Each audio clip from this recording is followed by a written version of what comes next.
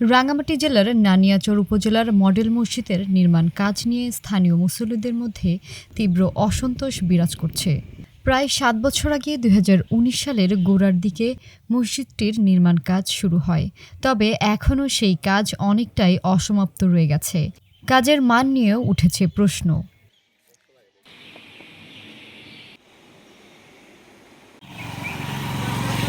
স্থানীয় মুসল্লিদের অভিযোগ, নামাজ আদায়ে তারা নিরাপত্তাহীনতায় ভুগছেন। রমজানের শুরু থেকে ঠিকাদার কাজ বন্ধ করে রেখেছে, দু-একজন শ্রমিক দিয়ে লোক দেখানো কাজ করছে বলেও অভিযোগ রয়েছে। মসজিদে যে গ্লাসগুলো লাগানো হয়েছে সেগুলো গুণগত মান ঠিক নয়, এগুলো বাতাসে ভেঙে পড়ে। যখন মুসল্লিরা নামাজ পড়তে যায় তখন হয়তোবা যদি ভেঙে পড়ে তাহলে এখানে অনাকাঙ্ক্ষিত একটা ঘটনা ঘটে যেতে পারে, দুর্ঘটনা হতে পারে। এত বড় একটি প্রকল্প, কিন্তু এটার যে রং করেছে, দরজার রং উঠে যাচ্ছে, রঙগুলো নষ্ট হয়ে যাচ্ছে, সামনের গ্লাস বাতাসেই ভেঙে পড়ে যাচ্ছে। এটা তো অনেক নিম্নমানের কাজ হয়েছে। এ বিষয়ে ঠিকাদারি প্রতিষ্ঠানটির মালিক মোহাম্মদ জাফরের সঙ্গে যোগাযোগের চেষ্টা করা হলেও তাকে পাওয়া যায়নি। নানিয়াচর উপজেলার দুর্নীতি প্রতিরোধ কমিটির সাধারণ সম্পাদক বলেন, এভাবে দীর্ঘদিন ধরে কাজ ফেলে রাখায় মুসলমানদের মনে ক্ষোভের জন্ম নিয়েছে।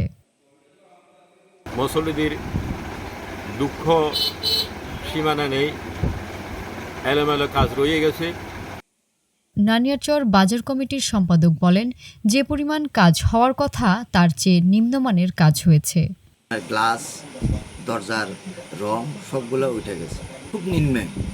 আজকে আমাদের মুসল্লিদের যে খুব ভয় ভীতিতে আমরা সেখানে নামাজ পড়তে হচ্ছে, যে কোন সময় গ্লাস ভাঙে, কোন জিনিস ভেঙে পড়ে মানুষ মুসল্লি আহত হয়। রাঙ্গামাটি জেলার গণপূর্ত বিভাগ জানায়, ঠিকাদারের গাফিলতির কারণে ঊর্ধ্বতন কর্তৃপক্ষের কাছে তার দরপত্র বাতিলের লক্ষ্যে নতুন দরপত্র করার জন্য যোগাযোগ করা হয়েছে। উনি কাজ বন্ধ হয়ে গেছে, তো আমরা দরপত্র বাতিলের জন্য চিঠি দিয়ে দিচ্ছি। উনি যেহেতু আমাদের চিঠির পর চিঠি আমরা বেশ কয়েকবার তাকে কাজের টাকাটা পত্র দিয়েছি, তার জরিমানা আরোপ করা হবে এই ধরনের চিঠি দেওয়ার পরে উনি যেহেতু আমাকে নেয় নাই, আমরা আমাদের পক্ষ থেকে দরপত্র চিঠি দিয়ে দিয়েছি। এখন আমাদের অধিদপ্তর দরপত্র বাতিল করলে আমরা সেটা কার্যকর পদক্ষেপ নেব। সরজমিনে দেখা গেছে, মসজিদের বিম্বর, বিদ্যুৎ, রং এবং জানালার কাচের কাজ এখনও অনেকটাই অসম্পূর্ণ।